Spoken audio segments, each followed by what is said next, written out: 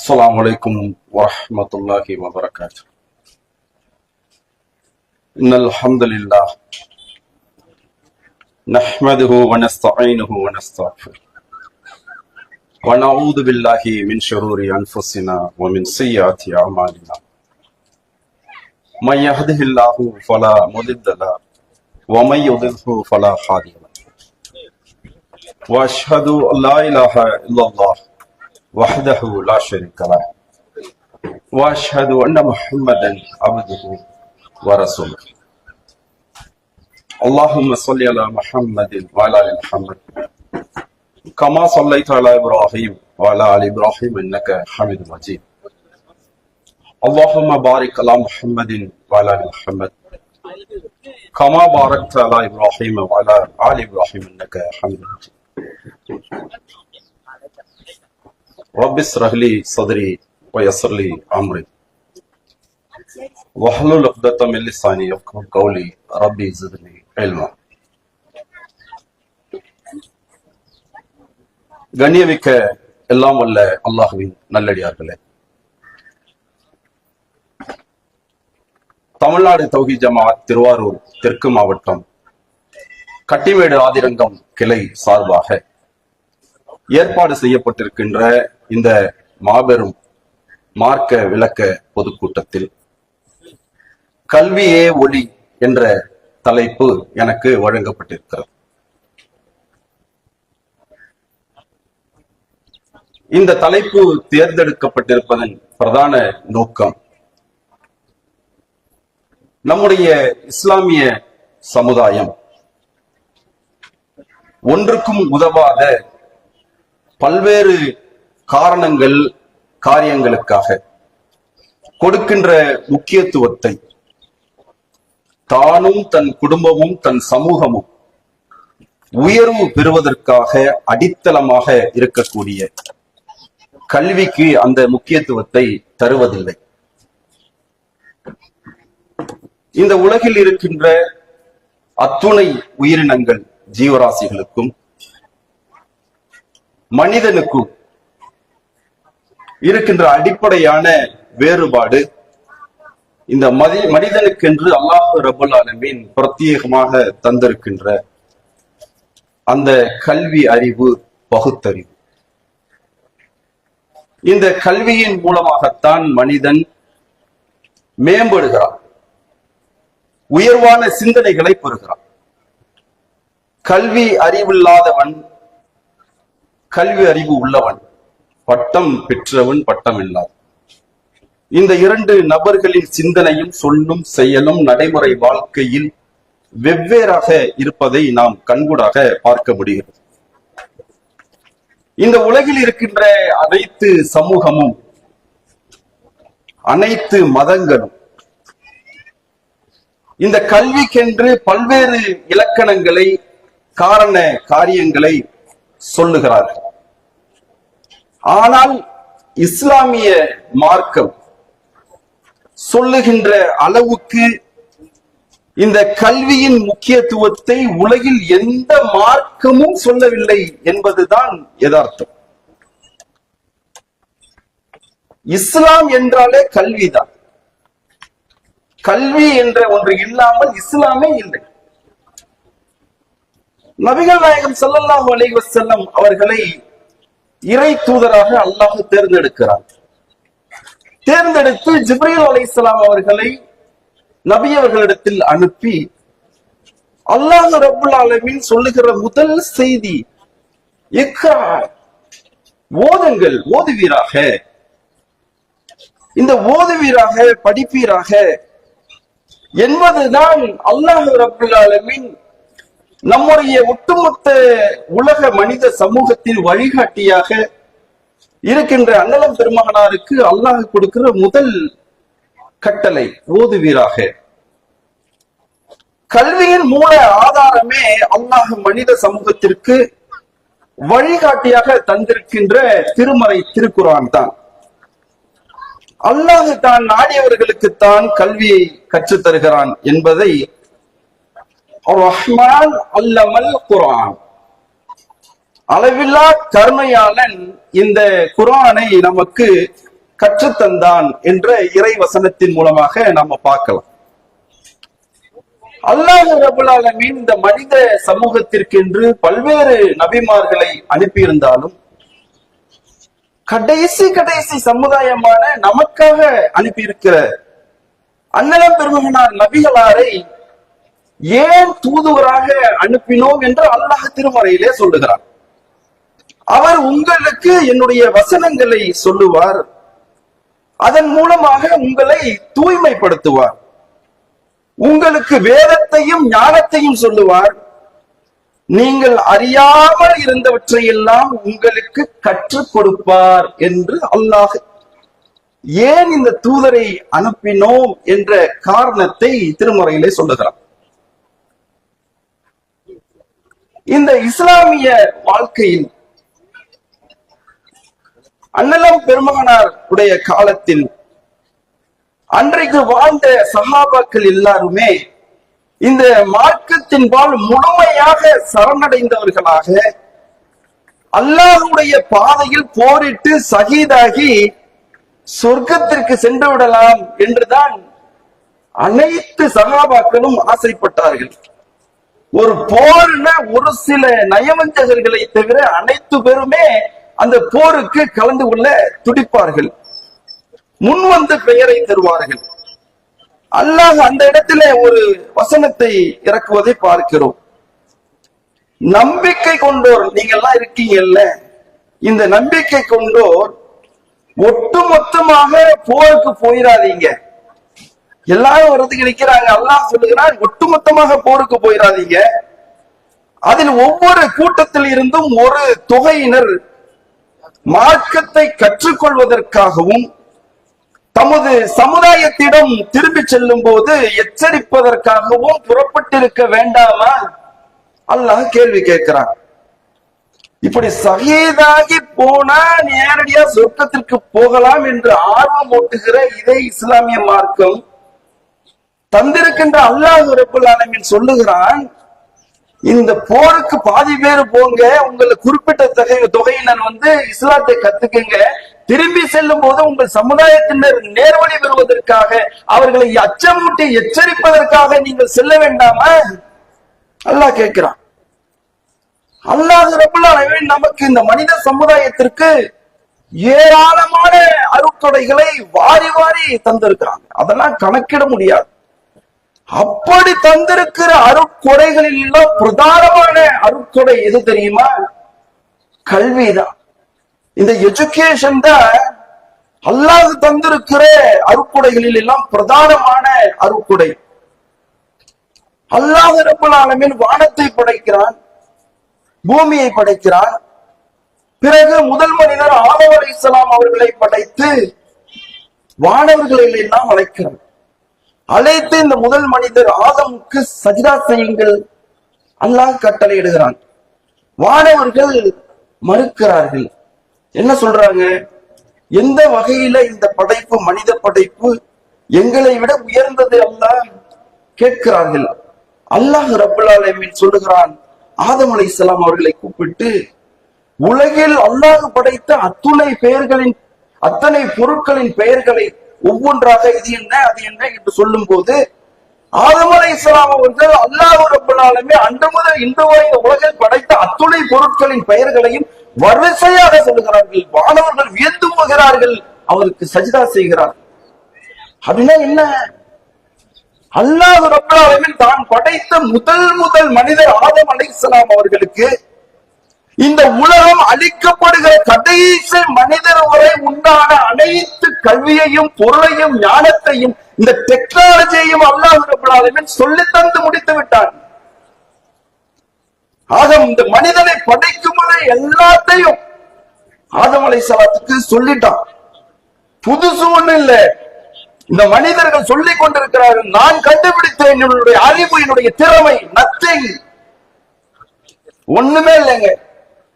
அல்லாஹ் ரப்பல் ஆலமீன் ஆதம் அலைஹிஸ்ஸலாம் அவர்களுக்கு கொடுத்த அந்த கல்வியின் பிசிறு ஒரு துரும்பை வைத்துக் கொண்டு இந்த மனிதன் பெருமை பெற்றுக் கொள்கிறான். அதை கண்டுபிடித்தேன், இதை கண்டுபிடித்தேன். ஆனால் அப்படி அல்லாஹ் ரப்பல் ஆலமீன் தந்திருக்கின்ற அருட்கொடையாக வழங்கி இருக்கின்ற இந்த கல்வி இருக்குல்ல, அதை சைத்தானின் ஊசலாட்டத்தின் அடிப்படையில் இன்றைய மனிதர்கள், இஸ்லாமியர்கள் சரியாக பின்பற்றாததன் காரணம், அதை தவறாக பயன்படுத்துவதன் காரணம், அவருடைய வாழ்க்கையை வீணடித்துக் கொண்டிருக்கிறார்கள் என்பது யதார்த்தமாக இருக்கிறது. ஒரு கல்வி என்பது மனிதனை மனிதனாக, மனித நேயமிக்கவனாக, சீரான நேரான வளர்ச்சி பெற்றவனாக அவனை ஆக்க வேண்டும். அவனுடைய ஆளுமையை வெளிக்கொண்டு வர வேண்டும். அந்த கல்வி முறை அவனுடைய அந்த நிர்வாக ஆளுமையை வெளியில கொண்டு வரணும். அந்த ஆளுமை கூட ஈமானில் தோய்த்து எடுக்கப்பட்டதாக இருக்க வேண்டும். வெறுமனே ஈமான் இல்லாத அந்த ஆளுமை ஒன்றுக்கும் உதவாது. இந்த ஆளுமை, இந்த ஈமானிய அறிவு சேர்ந்த இந்த ஆளுமை எப்படி வரணும்? உலக அறிவு, மார்க்க அறிவு, இது எல்லாத்தையும் கலந்து இருந்தால்தான் அந்த ஒரு நிலை வரும். அப்படி ஒரு சிறந்த கல்வி முறையை ஒருவனிடத்தில் இருந்தால் அந்த கல்வி முறை தனக்கும் தன்னை சார்ந்தவர்களையும் வளர்த்தவர்களை உயர்த்த வேண்டுமே தவிர அவர்களை அழிவு பாதைக்கு கொண்டு செல்லக்கூடாது. அப்படி ஒரு கல்வியாக இந்த மனிதன் கற்றுக்கொள்கிற கல்வி இருக்கவே கூடாது. இந்த உலகத்திலே மார்க்கம் கற்றுக் கொடுக்கின்ற நபர்கள் சொல்லுகிறார்கள் மார்க்க கல்விதான் உயர்ந்தது. இந்த உலக கல்வியை கற்றுக் கொடுப்பவர்கள் சொல்லுகிறார்கள் இந்த உலக கல்விதான் சிறந்தது. அப்படியா? இந்த இஸ்லாமிய மார்க்கத்தில் உலக கல்வி, மார்க்க கல்வி அப்படின்ற அல்லாஹ் எங்காவது பாகுபடுத்தி வேறுபடுத்தி காட்டியிருக்கிறானா? இல்லவே இல்லை. அல்லாஹ்வுடைய தூதர் நபிகள் நாயகம் ஸல்லல்லாஹு அலைஹி வஸல்லம் அவர்கள் அல்லாஹ்விடத்திலே பிரார்த்தனை செய்தார்கள், இந்த பயனற்ற கல்வியிலிருந்து என்னை பாதுகாப்பாயாக, இந்த பிரயோஜனம் இல்லாத கல்வியை எனக்கு தந்திராதே ரஹ்மானே என்று கேட்டார்கள். அந்த அடிப்படையில் வேண்டுமானால் நாம் இந்த கல்வி முறையை பயனுள்ள கல்வி, பயனற்ற கல்வி என்றுதான் பிரிக்க முடியும். அது என்ன பயனுள்ள கல்வி? எந்த கல்வி முறை, எந்த கல்வி அதை படிக்கின்றவனுக்கும் அவனுடைய சமூகத்திற்கும் நன்மையை தருதோ, வளர்ச்சியை தருதோ, அது பயனுள்ள கல்வி. எந்த கல்வி அதை படிக்கின்ற மனிதனுக்கும் அவனுடைய சமூகத்திற்கும் நன்மையை சிறிதளவும் தராதோ அது பயனில்லாத பயனற்ற கல்வி. இது தவிர வேறாவது விளக்கம் தேவைப்படுமா? ஒண்ணுமே இல்லை. அல்லாஹ் ஒவ்வொருவருக்கும் ஒவ்வொரு விதமான ஞானத்தை கொடுக்கிறான். சில பேருக்கு மேத்ஸ் நல்லா படிக்க வரும், சில பேருக்கு பிசிக்ஸ் படிப்பாங்க, கெமிஸ்ட்ரி படிப்பாங்க, சில பேருக்கு இந்த டிசைன் ஒர்க் நல்லா வரும், சில பேர் இந்த கொத்தனார் வேலை செய்யறதுல மாதிரியான வேலையில ஆர்வம் காட்டுவாங்க, சில பேர் டெக்னிக்கல் ஒர்க் பார்க்கறதுக்கு ஆர்வம் காட்டுவாங்க. நம்ம பாக்குறோம்ல பிள்ளைகளை, ஒரு 4 பிள்ளைகள் இருக்கிற இடத்துல ஒவ்வொருவரும் ஒவ்வொரு துறையிலே அவர்கள் அப்படியே வித்தியாசமா இருப்பாங்க. அல்லாஹ் தருவது அந்த திறமையை பயன்படுத்தி அதை மேம்படுத்தி உயர்வதற்கு நாம் சிந்திக்க வேண்டுமே தவிர அதுல அலட்சியமாக இருக்கிறோம். முக்கியமாக இந்த இஸ்லாமிய பெருமக்கள் தன்னிடம் அல்லாஹ் வழங்கி இருக்கிற இந்த ஞானத்தை பற்றி எந்த ஒரு அக்கறையும் கொள்ளாமல் அலட்சியமாக இருப்பதன் காரணம்தான் நம்முடைய சமுதாயம் வளர்ச்சியை நோக்கி பயணிக்காமல் கீழ் நோக்கி சென்று கொண்டிருக்கிறது, தடம் மாறி புரண்டு கொண்டிருக்கிறது என்பதை நாம் எல்லாம் சிந்திக்க வேண்டும். உலகத்துல இந்த கல்வி முறை, இந்த கல்வி முறையில, இதை கற்கிற முறையில பல தரப்பு மக்களாக இருக்கிறாங்க. ஒரு தரப்பு முழுமையான அறிவுள்ளாதவங்க, முட்டாள்களாக இருப்பார்கள். சில பேர்கிட்ட நீங்க கேட்கலாம், என்னப்பா இப்படி தப்பும் தவறுமா தொழுகிறீங்களே, தப்பும் தவறுமா மார்க்கத்தை சொல்றீங்களே, இத சரியா படிக்கலாமே, எங்க அஜரத்து சொல்லிட்டார் அப்படின்னு சொல்லுவாங்களே தவிர இது இதன் மூலமாக வருது, இதுல போல விளக்கம் இருக்கு சொன்ன அதெல்லாம் எங்களுக்கு எதுக்கு பாய், எங்களுக்கு 7 வருஷம் படிச்ச ஆலிம் சார் சொல்லிட்டா கரெக்டா பர்ஃபெக்டா. அப்ப மேற்கொண்டு அவர்கள் சிந்திப்பதற்கு தயாராக இல்லை. ஏனென்றால் அல்லாஹ் ரப்பல் ஆலமீன் அவர்களுடைய மூளையை அவ்வளவுதான் வச்சிருக்கிறான். அதனால இந்த நிலைமையா இருக்குது. அடுத்தது சில பேருக்கு அல்லாஹ் ஞானத்தை தந்திருப்பான், அறிவு ஞானம் இருக்கும், ஆனா அதை உதாசீனப்படுத்துவாங்க. ஒருத்தவங்க அறிவே இல்ல உதாசீனப்படுத்துறாங்க, ஒருத்தவங்க அறிவு கொடுத்திருக்கிறாங்க அதை உதாசீனப்படுத்துறாங்க. எப்படி தெரியுமா? அல்லாஹ் திருமறையில சொல்லி காட்டுகிறான், இறை தூதர்கள் தெளிவான சான்றுகளை கொண்டு வந்த போது தங்களிடம் என்ன ஞானம் இருந்ததோ நீ எது வேணா கொண்டு வா, என்கிட்ட இப்ப என்ன இருக்குதோ, இப்ப நான் எதை செஞ்சுக்கிட்டு இருக்கணும், இதை மார்க்கம்னு நான் ஃபாலோ பண்றேன், அதைத்தான் செய்வேன், இந்த ஞானத்தை தான் நான் இதிலே மகிழ்ந்து போயிருப்பேன் என்று சொல்லக்கூடிய மக்களாக இருப்பாங்க. இன்னைக்கு சவுதி அரேபியா பாருங்களேன், இந்த சவுதி அரேபியாவுக்கு அல்லாஹ் ரப்பல் ஆலமீன் தேர்ந்தெடுத்து எவ்வளவு மகத்துவத்தை தந்தான். ஆனால் இன்றைய ஆட்சியாளர்கள் அல்லாஹ்வுடைய சட்டத்தை புறக்கணித்து விட்டு, அல்லாஹ் தந்திருக்கிற இந்த ஞானத்தை புறக்கணித்து விட்டு மதுவுக்கு அனுமதி தந்திருக்கிறார்கள், கேளிக்கைக்கு அனுமதி தந்திருக்கிறார்கள். உலக சட்டங்களுக்கு இணையான சட்டம் தந்தால்தான் நம்முடைய நாடு உயரும் என்று தப்பாக கற்பிதம் பண்ணி கொண்டிருக்கிறார்கள். விளைவு என்ன? அங்கு இஸ்லாம் என்பது கேலிக்குரியதாக மாறிக்கொண்டிருக்கிறது. அல்லாஹ் பாதுகாக்க வேண்டும். இன்னொரு தரப்பு இருக்கிறாங்க, ஒருத்தருக்கு ஒருத்தர் ஆர்கியூமெண்ட் பண்ணிக்கிட்டே இருப்பாங்க, தர்க்கம் புரிந்து கொண்டே இருப்பார்கள். நாங்க சொல்றதுதான் கரெக்ட், நீங்க சொல்றதெல்லாம் தப்பு, நான் சொல்றது மட்டும் தான் ரைட், நீ சொல்றதெல்லாம் தப்பு, இப்படியே பேசுவாங்க. அதையும் அல்லாஹ் கண்டிக்கிறார். மனிதர்களில் சிலர் ஞானம் இல்லாமல் அல்லாஹ்வை பற்றி தர்க்கம் புரிந்து கொண்டிருக்கிறார்கள். மூர்க்கம் தனம் கொண்ட ஒவ்வொரு ஷைத்தானையும் அவர்கள் பின்பற்றுகிறார். இப்படி தர்க்கம் பண்றவங்க பாருங்களேன், அவங்களுக்கு இந்த மூர்க்கத்தனம் இருக்கும், சிந்திக்க மாட்டார்கள், சிந்திக்காமல் தர்க்கம் பண்ணுவார்கள். அல்லாஹ் அவர்களையும் எச்சரிக்கை செய்கிறார். இன்னொரு குறிப்பு இருக்கு, நாங்க சத்தியத்தை தேடுகிறோம் சொல்லுவாங்க, சத்தியத்தை தேடுகிறோம், நாங்கள் நேர்வழியை தேடி கொண்டிருக்கிறோம் என்று சொல்லிவிட்டு அசத்தியத்தில் அவர்கள் பயணிக்கிறார்கள். அல்லாஹ் அவர்களை கண்டிக்கிறார், நீங்கள் கற்பனையின் அடிப்படையிலேயே தான் நீங்கள் செயல்பட்டுக் கொண்டிருக்கிறீர்கள். இவர்கள் தாங்களாகவே ஒரு கொள்கையை வகுத்துக் கொண்டு அதிலேயே சென்று கொண்டிருக்கிறார்கள். அல்லாஹ் அவர்களை கண்டிக்கிறார். இவர்கள் இல்லாமல் இன்னொரு பிரிவு இருக்கிறாங்க, அதுதான் இம்பார்ட்டன்ட். அவர்கள் ஞானம் வழங்கப்பட்டவர்கள், அவர்கள் அதிக நன்மை பெற்றவர்கள். அல்லாஹ் சொல்லுகிறான், தான் நாடியவர்களுக்கு அல்லாஹ் ஞானத்தை வழங்குகிறான்.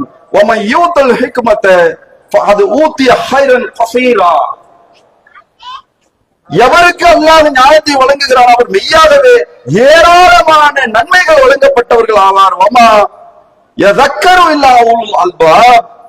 நல்ல அறிவுடையவங்க தவிர வேற யாரும் இதை பத்தி சிந்திக்க மாட்டாங்க. அல்லாஹ் யாரை தேர்ந்தெடுக்கிறான் அவர்களுக்கு ஞானத்தை கொடுக்கிறான், அறிவை கொடுக்கிறான். அறிவு கெட்டவர்கள் இதை பற்றி சிந்திக்க மாட்டார்கள் என்று அல்லாஹ் திருமறையில சொல்லி காட்டுவதை பார்க்கிறோம். இதுல நம்ம என்ன அடிப்படை விளங்க முடியுது? இந்த உலகத்தில் கல்வி ஞானம் எதுவாக இருந்தாலும் அல்லாஹ்வுடைய புறத்தில் இருந்துதான் நமக்கு வருகிறது. அவனிடமிருந்து பெறப்படுகின்ற அந்த கல்வி ஞானம் மட்டும்தான் நிரந்தரமானது, நிலையானது. அல்லாஹ் திருமறையில ஒரு இடத்துல சொல்லி காட்டுகிறான் அந்த கல்வியுடைய இம்பார்ட்டன்ட் பத்தி. நிறைய இடங்கள்ல சொல்றாங்க, நல்ல கற்றறிந்து தெளிந்த ஞானம் கொண்டு பேசுபவர்கள் தெளிவான மார்க்கத்தை எடுத்து வைக்கின்ற வேலைகளை அரைக்குறை ஞானத்தோடு அறிவில்லாமல் படிப்பறிவில்லாமல் விவாதித்துக் கொண்டிருக்கிற மக்கள் இருக்கின்ற அந்த வேலையிலே அல்லாஹ் சொல்லுகிறான்,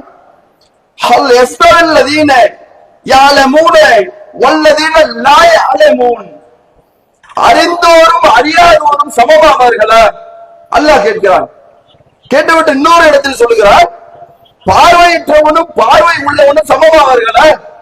எப்படி பார்வை உள்ளவனும் பார்வையற்றவனும் சமமாக மாட்டார்களோ அது போல கல்வி கற்றவனும் கல்லாதவனும் சமமாகவே மாட்டார்கள் என்று அல்லாஹ் பிரகடனப்படுத்துகிறான். இறைவன் அல்லாஹ்வுடைய தூதர் சொல்றாங்க, இறைவன் ஒருவனுக்கு நல்லதை நாடிட்டான்னு வைங்க, அவனுக்கு இந்த தீனை இந்த மார்க்க நெறியை புரிந்து கொள்ளும் கல்வியை அல்லாஹ் ரொம்ப லேசாக்கி கொடுக்கிறான்.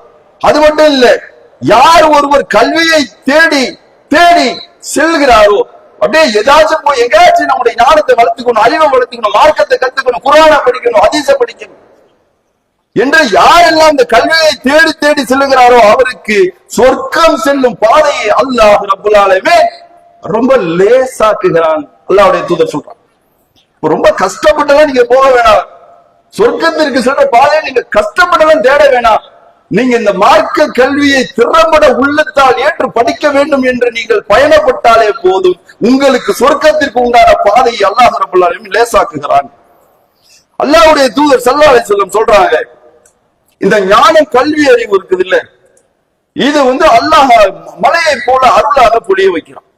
அதுக்கு உவமையாக அல்லாஹ்வுடைய தூதர் சொல்றாங்க, 3 நிலங்கள், ஒன்று கருங்கல் பாறையா இருக்கும்.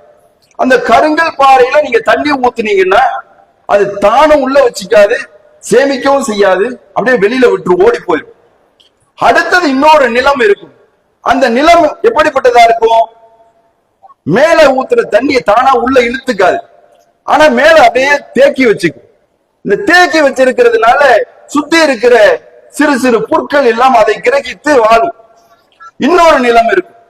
அந்த நிலம் என்ன செய்யும்? மழைய முழுமையாக கிரகித்து அங்கு இருக்கிற புற்பூண்டுகளை நன்றாக வளர செய்து, தானிய வர்க்கங்களை விளைவிக்க செய்து, கனி வர்க்கங்களை விளைவிக்க செய்து, அத்துணை ஜீவராசிகளுக்கும் அது பலன் தரத்தக்க மிக பிரம்மாண்டமான செழிப்பான நிலமாக இருக்கும்.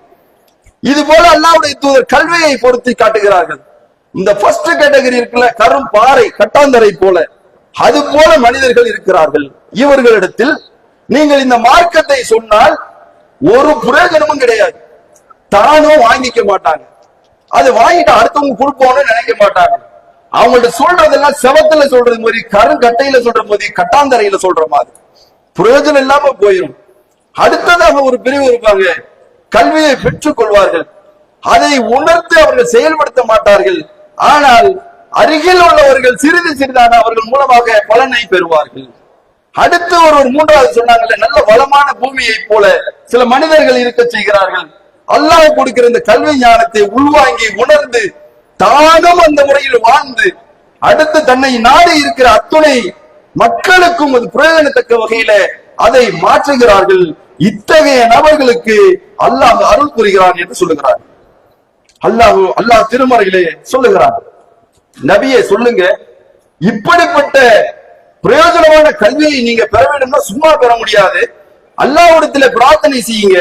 வகுல் ரப்பி ஸித்னி இல்மா, இறைவா எனக்கு கல்வி ஞானத்தை அதிகப்படுத்துவாயாக என்று அல்லாஹ்விடத்துல நீங்கள் பிரார்த்தனை பண்ணுங்க. யாருக்கு சொல்றா? அல்லாஹ். அல்லாஹ்வுடைய தூதர் நபிகள் நாயகம் ஸல்லல்லாஹு அலைஹி வஸல்லம் அவர்களுக்கு சொல்லுகிறார், நீங்களா நபியாகவே இருந்தாலும் நீங்களா ஒண்ணும் பண்ண முடியாது. நீங்கள் எதை கற்றுக்கொள்ள வேண்டும் என்றாலும் இந்த கல்வி ஞானத்தை அதிகப்படுத்திக் கொள்ள சொல்லி அல்லாஹ்விடத்தில் நீங்கள் கேட்க வேண்டும் என்று அல்லாஹ் திருமறையிலே சொல்லுகிறார். அல்லாஹுவை போல நாமும் கேட்போம். ரப்பி ஸித்னி இல்மா. நம்முடைய அறிவை அல்லாஹ் ரப்பல் ஆலமீன் வளப்படுத்தட்டுமாக. இந்த மார்க்கம் சொல்லுகிறதுல தொழுகை, நோன்பு, ஜக்காத்து, இன்ன பிற கடமைகள், இபாதத்துகள், அமல்கள் எதுவாக இருந்தாலும் இதை இப்படித்தான் செய்ய வேண்டும், இந்த முறையில் தான் செய்ய வேண்டும், இந்த கணக்கீடுபடி இந்த ஜக்காத்தை பிரிக்க வேண்டும். எப்படி தெரியும்? இந்த மார்க்க கல்வியை நீங்கள் தெளிவாக படித்தால்தான், அதை உணர்ந்தால்தான் நீங்கள் செயல்படுத்த முடியும். மறுமையில் வெற்றி பெற முடியும். மறுமையில வெற்றி பெற்றலாம். அப்ப இந்த உலகத்தில பிற சமூக மக்கள், இஸ்லாமிய சமூகத்தை விட்டுவிடுங்க, பிற சமூக மக்கள் படித்து பட்டம் பெற்று உயர் பதவிகளை வகித்து ரிட்டையர்மெண்ட் ஆகி அவர்கள் சொல்லுகிறார்கள், அந்த படிப்பையும் பதவியையும் அனுபவித்தவர்கள் சொல்லுகிறார்கள், நல்லா படிச்சா நல்லா வேலைக்கு போகலாம், நல்லா படிச்சா நல்லா சம்பாதிக்கலாம். அதானங்க ஆசை. ஆனா செய்ய மாட்டோமே. பிறப்பு முதல் இறப்பு வரை ஒரு மனிதனுக்கு உதவக்கூடியது கல்விதான். அறிஞர்கள் சொல்லுகிறார்கள், கல்வி ஒன்றுதான் படிக்கின்ற மாணவனையும் அவனது வீட்டையும் இந்த நாட்டையும் உயர்த்தும். அவர்கள் சொல்லுகிறார்கள், எவ்வளவு பெரிய கோடீஸ்வரனுக்கு நீங்கள் பிள்ளையாக பிறந்தாலும் நீங்கள் சொத்துக்களை பிரிப்பது போல உங்கள் தாய் தந்தையரின் கல்வி ஞானத்தை நீங்கள் பங்கீடு செய்ய முடியாது.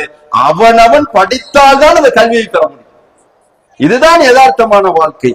கல்வி ஒன்றுதான் உங்களுக்கு பாதுகாப்பை தரும். சாதாரண பாதுகாப்பு மட்டுமல்ல, சட்ட பாதுகாப்பையும் தரும். படித்தவர்கள் இப்படியெல்லாம் படிக்கிறார்களே, பிற சமூக மக்கள் உயர்ந்து வாழ்கிறார்களே, அவர்கள் என்னென்ன மாதிரி சிறப்போட வாழ்றாங்க தெரியுமா? ஒரு ஊர் கலெக்டர் வர்றாருன்னு சொல்றாங்க. கலெக்டருடைய கார் வருது. அதற்கு முன்னும் பின்னும் நிறைய கார்கள் பாதுகாப்புக்காக வருகிறார்கள். ஒரு இடத்தில் நிற்கிறது. கலெக்டருடைய கார் கதவை திறக்கிறார். உள்ளே இருந்து அந்த கலெக்டர் இறங்குவதற்கு பதிலாக கையை ஊன்றிக் கொண்டு கீழே தவழ்ந்து வருகிறார். என்ன காரணம்? அவர் கால் இரண்டும் செயல்பட இயலாத மாற்றுத்திறனாளி. இவர் படித்து உயர்ந்ததன் காரணத்தினால் அவர் தவழ்ந்து தவழ்ந்து கையை ஊண்டி ஊண்டி மெதுவா வந்துகிட்டே இருக்கிறாரு. படிச்ச வசதியான கோடீஸ்வரன் எவ்வளவு பெரிய வர்க்கத்துல உள்ளவன் எல்லாம் பின்னாடி கை கட்டிக்கிட்டு சல்யூட் அடித்துக் கொண்டு வந்து கொண்டிருக்கிறார்கள்.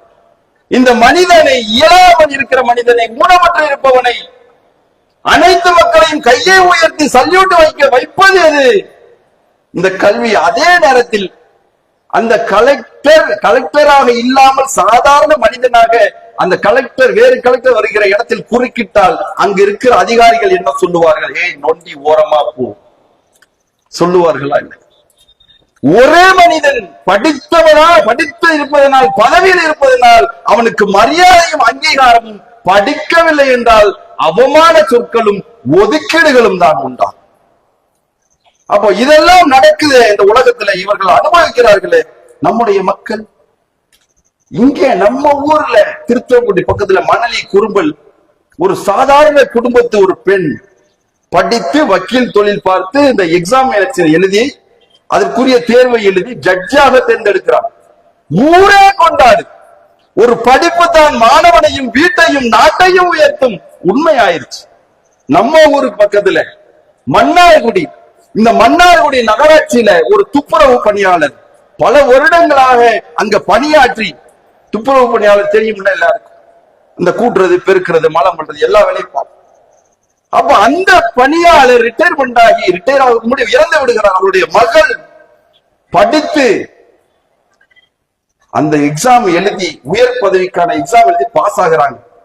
பாஸ் ஆகி செலக்ட் ஆகுறாங்க. எதுக்கு தெரியுமா? வேற ஒரு ஊருக்கு வேற ஒரு பதவி, அங்க போன நிறைய சம்பளம் கிடைக்கும், இதை விட கிரேடு கூட. ஆனாலும் அவர்கள் தேர்ந்தெடுத்தார்கள், என்னுடைய தந்தை துப்புரவு பணியாளராக வாழ்ந்து மறைந்த அந்த அலுவலகத்திற்கு நான் ஆணையாளராக செல்ல வேண்டும். முறையிடுகிறார்கள், அரசு ஏற்றுக்கொள்ளுகிறது, மன்னார்குடிக்கு பணியாற்றுகிறார். எவ்வளவு பெருமை! எதனால் இந்த பெருமை? படிப்பு ஒன்றுதான். நாம் நினைவில் நிறுத்திக் கொள்ள வேண்டும், படிப்பு ஒன்றுதான் மக்களை உயர்த்தும்.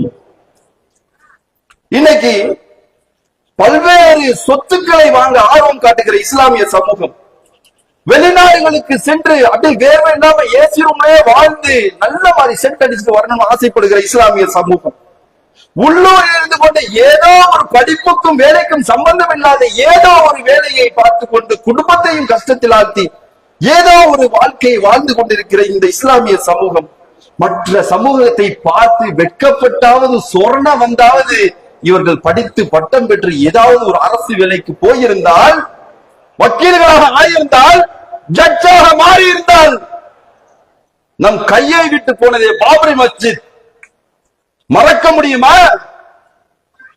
தெளிவாக சொன்னார்கள், சட்டத்தின் அடிப்படையில் அதில் நாங்கள் இந்த இடங்களுடைய கோயிலை கட்டுவோம் சொன்னார்கள், நடத்தி முடித்தார்கள். எப்படி? கல்வி அவர்களை அந்த நிலைக்கு கொண்டு சென்றது. போராட்டம் பண்ண மட்டுமே நம்மால் முடிந்தது, வெறும் கூச்சல் போட மட்டுமே நம்மால் முடிந்தது. சட்ட ரீதியாக அவர்கள் முடித்தார்கள், சைலண்டாக வேலையை முடித்தார்கள், ஆக்கிரமித்தார்கள். 8 வயது இஸ்லாமிய குழந்தை ஆசிஃபா காஷ்மீர்ல ஒரு கோயில்ல உள்ள வச்சு பிள்ளையை நாசமாக்குறான். நாசமாக்குனா அதுல குற்றவாளிகள் என்று நிரூபணமாகுது. அவர்களுக்கு ஆதரவாக பேரணி நடத்துகிறார்கள். அதில் இஸ்லாமிய சமூகத்தை ஒழிக்க வேண்டும் என்று செயல்படுகிற கட்சியை சார்ந்த எம்பிக்கள் அதில் பங்கெடுக்கிறார்கள் பகிரங்கமாக. எதனால் இந்த துணிச்சல் அவர்களுக்கு? கல்வி அவர்களிடத்தில் இருக்கிறது. சகோதரி பில்கிஸ் பானு எல்லாரும் கேள்விப்பட்டிருப்போம். தன்னுடைய 3 வயது பெண் குழந்தையை காலை பிடித்து தரையில் அடித்து சுவற்றில் அடித்து அந்த குழந்தையை கொன்றார்கள். அவள் கர்ப்பிணியாக இருந்த அவளையும் நாசம் செய்தார்கள். அவள் குடும்பத்தை சேர்ந்த 14 நபர்களை கொலை செய்தார்கள். குற்றவாளிகள் நிரூபணமாகி அவர்கள் ஜெயில இருக்கிறார்கள். அந்த அரசாங்கம் என்ன செய்யுது தெரியுமா? குஜராத் அரசாங்கம் கருணையின் அடிப்படையில் அவர்களை முன்கூட்டியே விடுதலை செய்கிறார்கள். நாம் படித்திருந்தால், நாம் சட்டம் படித்திருந்தால், நாம் வக்கீலாக கட்சியாக இருந்திருந்தால், பெரிய பதவிகளில் இந்த இஸ்லாமியர்கள் இருந்திருந்தால், இது போன்ற ஒரு சூழல் வருகின்ற நேரத்தில் முறையான எதிர்ப்பை காட்டியிருக்க முடியுமா? முடியாது. நம்ம தான் சிந்திக்கணும். பொருளாதாரத்தில் நலிவடைந்த இஸ்லாமிய கிறிஸ்தவ சமூகத்திற்காக இந்த மைனாரிட்டி ஸ்காலர்ஷிப்னு ஒண்ணு இருந்துச்சுங்க. நிறைய ஏழை மக்கள் பயன்பெற்றார்கள். அதை நிறுத்திட்டான். சட்ட ரீதியாக போராடக்கூடிய இஸ்லாமியர்கள் இங்க இல்லையே. போயிடுச்சு நம்ம கையை விட்டு. இப்போ வக்ஃப் வாரிய சட்ட திருத்தம் கொண்டு வந்து மசோதா போட்டிருக்காங்க. இதை ஏதாவது செய்ய முடியுதா? நமக்கு ஒண்ணுமே செய்ய முடியல. உலகில் பல்வேறு சமூக மக்கள் வாழ்ந்து கொண்டிருக்கிறார்கள். அவர்கள் மற்ற அதிகார வர்க்கத்திற்கு அடக்குமுறைக்கும் ஒடுக்குமுறைக்கும் ஆளாகின்ற நேரத்தில் எல்லாம் அவர்கள் நஷ்டப்படுகின்ற கஷ்டப்படுகின்ற வேலைகளில் எல்லாம் அதில் மீண்டு வர வேண்டும். சமூக பாதுகாப்பு பெற வேண்டும். நம்முடைய பேரன் பேத்திகள் எல்லாம் நிம்மதியாக வாழ வேண்டும். முடிவு செய்தார்கள். கல்வி என்ற ஆயுதத்தை அவர்கள் எடுத்தார்கள். சொத்தை விற்றாவது பிள்ளையை படிக்க வைத்தார்கள். பட்டினி கிடந்தாவது பிள்ளையை படிக்க வைத்தார்கள். கடன் வாங்கியாவது பிள்ளையை படிக்க வைத்தார்கள். அவர்களும் படித்தார்கள், பதவியை பெற்றார்கள்.